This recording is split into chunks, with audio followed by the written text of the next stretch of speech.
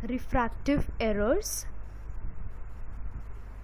Now what do you mean by refractive errors? Refractive errors क्या होते हैं? Refractive errors, जिन्हें हम refraction errors भी बोलते हैं, is the problem with focusing of light on the retina. ये एक प्रॉब्लम होती है जिससे हम लाइट को रेटिना पे फोकस नहीं कर पाते. Refractive error means that the shape of the eye does not bend light properly and correctly, resulting in a blurred image. तो रिफ्रैक्टिव एरर में क्या होता है, जो शेप होती है आई की वो लाइट को सही से बेंड नहीं कर पाती और जिसकी वजह से इमेज ब्लर्ड हो जाती है. ब्लर्ड मतलब धुंधली हो जाती है. इसके दो मेन टाइप्स हैं. एक तो है मायोपिया, जिसे हम नियर साइटेडनेस या शॉर्ट साइटेडनेस भी बोलते हैं, और दूसरा है हाइपरोपिया या फिर हाइपरमेट्रोपिया, जिसे हम फार साइटेडनेस या लॉन्ग साइटेडनेस भी बोलते हैं. मायोपिया में क्या होता है, it is the condition of the eye where image is formed in front of the retina instead on the retina. This causes the distant object to be blurred while close objects appear normal. तो इसमें क्या होता है, जो image होती है वो retina पे नहीं बनती और रेटिना के सामने बनती है, आगे की तरफ बनती है, जिसकी वजह से जो दूर की चीज़ें हैं वो दिखाई नहीं देती सही से, लेकिन पास की चीज़ें सही से दिखाई देती है. यहाँ पे आप देख सकते हैं ये नॉर्मल विजन है और ये नॉर्मल आई है और ये मायोपिक आई है. मायोपिक आई में जो नॉर्मली जो इमेज बननी चाहिए वो यहाँ बननी चाहिए, यहाँ रेटिना पे, पर इस मायोपिक आई में जो इमेज बनती है वो रेटिना के सामने बनती है, इधर बनती है.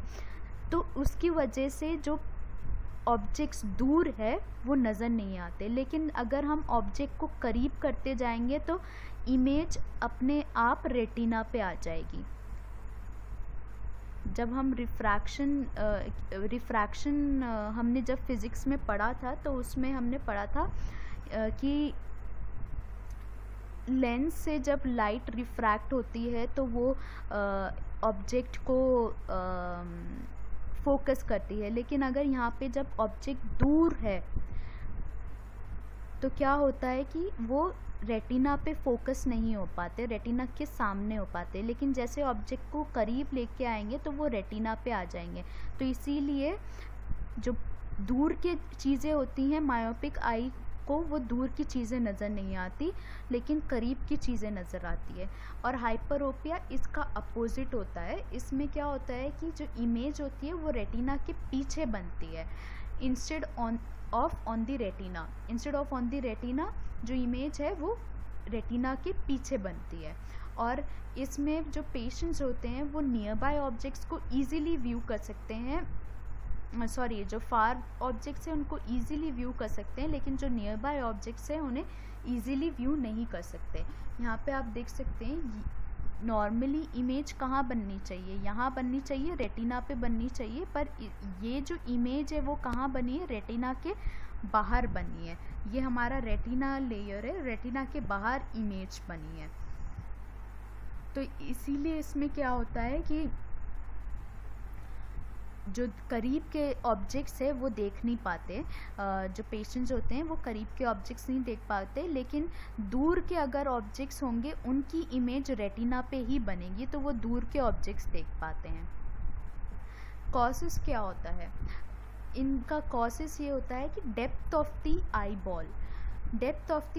अब कुछ लोगों में आई बॉल डीपर होती है तो वो डिस्टेंट इमेज को रेटिना के सामने बनाते हैं, उसका फोकस जो है रेटिना के सामने आता है. Some people have deeper eyeballs, thus the distant visual image focuses in front of or short of the retina. अगर आई बॉल डीप हो तो क्या होगा, उसकी इमेज कहाँ बनेगी, रेटिना के आगे बनेगी, राइट. तो उन्हें क्या हो जाएगा, मायोपिया हो जाएगा. और अगर आई बॉल शैलोवर हो, शैलोवर मतलब डीपर मतलब ज़्यादा डीप गहराई में होना, और शैलोवर मतलब जो ज़्यादा गहरा ना हो, तो अगर आई बॉल ज़्यादा गहरी नहीं है तो उसकी जो इमेज है वो कहाँ बनेगी, रेटिना के बाहर बनेगी, और इन पेशेंट्स को क्या होगा, हाइपरोपिया होगा। एस्टिग्मैटिज्म हमने पिछले वीडियोस में भी डिस्कस किया था। एस्टिग्मैटिज्म में जो कॉर्निया का जो कर्व होता है वो नॉर्मल नहीं होता, इर्रेगुलरिटी होती है, जिसकी वजह से इमेज सही से नहीं बन पाती और पेशेंट को इसमें दोनों होता है, नियर विजन लॉस भी होता है और फार विजन लॉस भी होता है।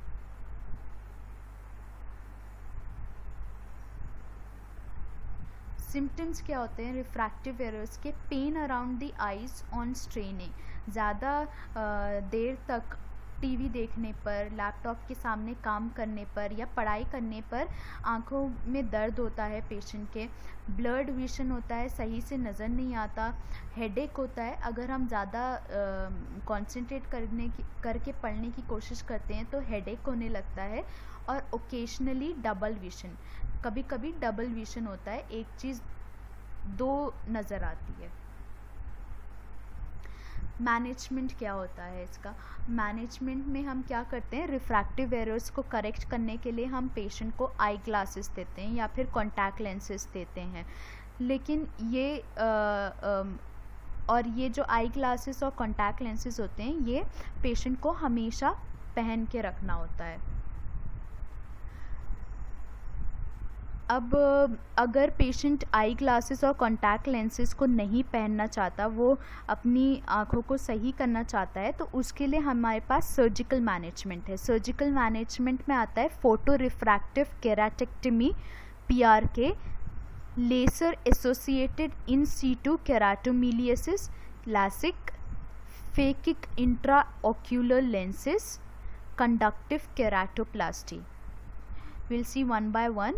PRK क्या होता है, फोटो रिफ्रैक्टिव केराटेक्टमी, इसमें हम लेज़र की हेल्प से कॉर्निया के कर्वेचर को बदलने की कोशिश करते हैं, लेकिन इसमें जो पोस्ट ऑपरेटिव कॉम्प्लिकेशंस है वो ज़्यादा है, जैसे कि पेन, कॉर्नियल हेज मतलब